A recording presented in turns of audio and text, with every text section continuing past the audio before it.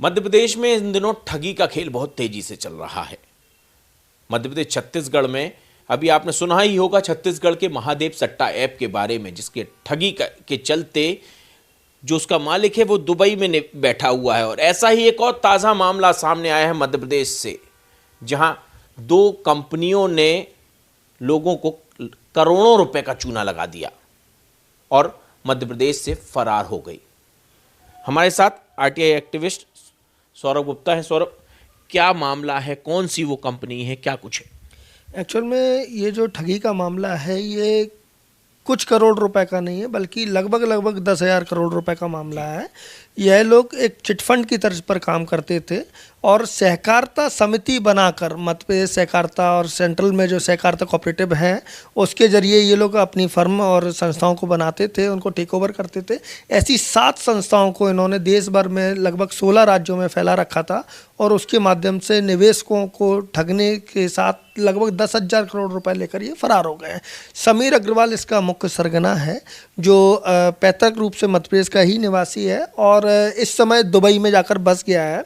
और आज की समय में अगर हम बात करें तो निवेशकों के पास में अब कोई रास्ता नज़र नहीं आ रहा है कि उनका पैसा उनको कैसे वापस मिलेगा, और शासन प्रशासन की तरफ से भी ऐसी कोई ठोस कार्रवाई नहीं की गई है। चूँकि मेरी तरफ से वर्ष 2021 में इस मामले में संज्ञान लेकर मैंने जब देखा कि लोगों के साथ में इस तरीके का फ्रॉड हो रहा है, ठगी हो रही है, तो मैंने माननीय न्यायालय के समक्ष इस पूरे मामले को रखा। तो मध्य प्रदेश हाईकोर्ट में इस मामले में संज्ञान लिया गया और उन्होंने केंद्र को और राज्य शासन को पार्टी बनाती हो उनसे रिपोर्ट तलब की है। हम अपने दर्शकों को बता दें कि इस मामले में जब सौरभ द्वारा संज्ञान लिया गया उसके बाद कुछ एफआईआर भी सौरभ हुई हैं। कहाँ एफआईआर हुई हैं? देखिए, भोपाल सहित कम से कम 5 से 6 जिलों में, जिसमें मुख्य रूप से टीकमगढ़ जिले में 5 एफआईआर दर्ज की गई हैं।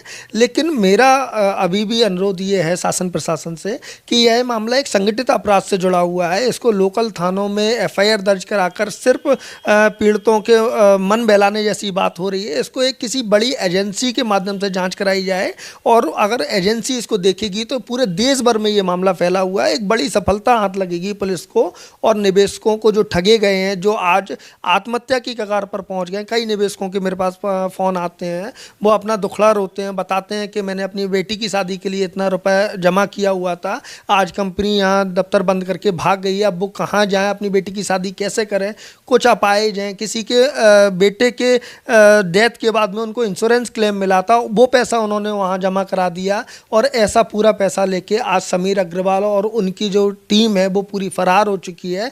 तो ये बहुत दुखद मामला है और इस पे मध्य प्रदेश सरकार को तत्काल प्रभाव संज्ञान लेना चाहिए। सौरभ, कुछ लोगों की गिरफ्तारी भी हुई है क्या?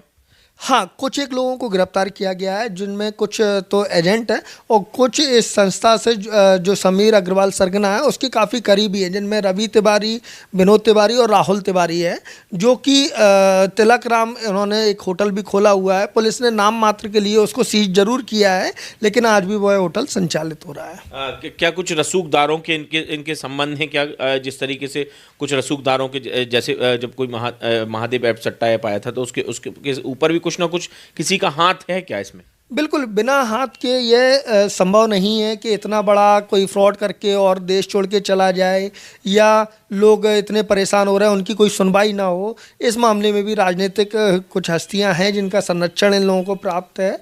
अभी चूंकि यह कहना थोड़ा सा जल्दबाजी होगा कि किन लोगों का, जब 2020 में भोपाल में एक एफआईआर हुई थी उस समय भी एक बड़े राजनेता का, जिनको अगर हम कहें कि सरकार में नंबर 2 का पायदान पे वो रहते थे, उनकी मदद की वजह से ही वो एफआईआर केस हुई थी और उसी का नतीजा है कि आज ये लोग परेशान हैं।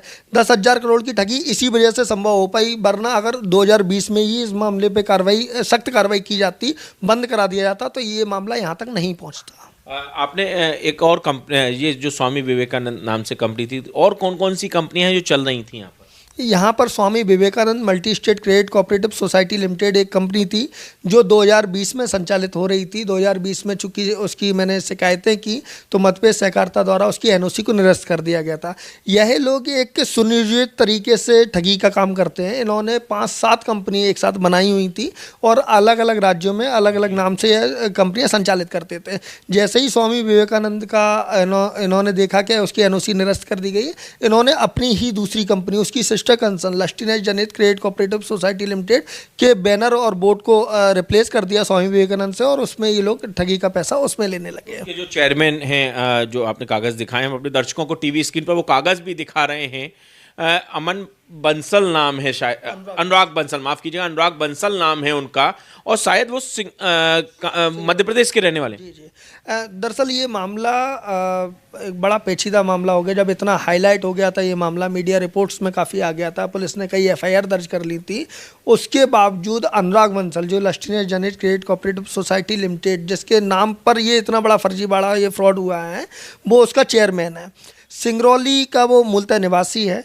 पुलिस ने जब कोई कार्रवाई नहीं की उसको पकड़ने की, तो कुछ निवेशकों ने, पीड़ितों ने उसको खुद पकड़कर पुलिस के हवाले किया, कोतवाली थाने में उसको सुपुर्द किया था पुलिस के। उसके बावजूद पुलिस ने उस व्यक्ति को छोड़ दिया जो इस समय के लिए पुलिस के लिए काफ़ी ज़रूरी था, समीर अग्रवाल तक पहुंचने की एक मजबूत कड़ी थी। तो किस थाने के में लोग लेके गए थे उनको लेकर? आपकी बात हुई होगी उन निवेशकों से? सिंगरौली के बेड़न कोतवाली थाना जो है, जिसमें इस समय पदस्थ, तो उस समय जब ये 24 अक्टूबर का मामला है उस समय भी अशोक सिंह परिहार टीआई साहब हैं, उनके संज्ञान में ये पूरा मामला था। उनके पास निवेशकों ने, पीड़ितों ने अब अनुराग बंसल को पकड़कर उनके हवाले किया था। उम्मीद थी लोगों को कि वो उनको गिरफ्तार करेंगे, आगे की कार्रवाई बनेगी और समीर अग्रवाल तक पहुँचा जा सकेगा, लेकिन उन्होंने अनुराग बंसल को छोड़ दिया। और यह पुलिस की लापरवाही और इस मामले को कितना लचीलेपन में पुलिस इसको ले रही है, निवेशकों के साथ कैसे न्याय होगा, ये समझ से बाहर है। अब देखना ये है कि ये जो ठगी का मामला सामने आया है 10,000 करोड़, जिससे सौरभ बता रहे हैं, उसको लेकर प्रशासन किस तरीके से चेतता है, क्योंकि जिस तरीके से जो निवेशक हैं और जो जिन्होंने इस कंपनी में काम किया है, उनके घरों के बाहर हम अपने दर्शकों को एक टीवी स्क्रीन पर एक फोटो भी दिखा रहे हैं कि इस घर के बाहर लिखा है ये घर अब मेरे कब्जे में है। ये किसी व्यक्ति, एम्प्लॉय का घर है जो इस कंपनी में काम करते थे। अब उनका, जिनसे पैसा उन्होंने लगवाया वो सब चले गए। अब उनके घरों पर जो सरगना थे वो पैसा लेकर तो देश छोड़ के भाग गए, क्योंकि इस समय समीर अग्रवाल दुबई में हैं और वो पैसा लेकर तो भाग गए। लेकिन अब उन जो एम्प्लॉय थे उनके घर के बाहर निवेशकों ने लिख दिया ये घर मेरे कब्जे में है। जो साहब आप देख रहे हैं उसमें लिखा हुआ ये घर मेरे कब्जे में है, और अगर इसको कोई ताला खोलने की कोशिश करे तो उससे पहले मुझसे संपर्क कर ले। अब ये देखिए कि किस तरीके से प्रशासन अब उन लोगों की मदद करे जो परेशान हैं। ना उनकी सुनवाई कर रहा है, ना कुछ कर रहा है, ना ही उन लोगों तक पहुंचने की कोशिश कर रहा है। जैसा सौरभ ने बताया कि जो बंसल हैं उनको बेड़न थाने में के टीआई के सुपुर्द किया निवेशकों ने, लेकिन उनको छोड़ दिया गया, जो कि एक मजबूत कड़ी थी समीर अग्रवाल तक पहुंचने की। अब देखना यह है कि मध्य प्रदेश सरकार और डॉक्टर मोहन यादव की सरकार किस तरीके से इस मामले की जांच कराती है और किस तरीके से समीर अग्रवाल तक पहुंचती है। कैमरामैन सुनील के साथ अचित कर, पब्लिक वाणी न्यूज़, भोपाल।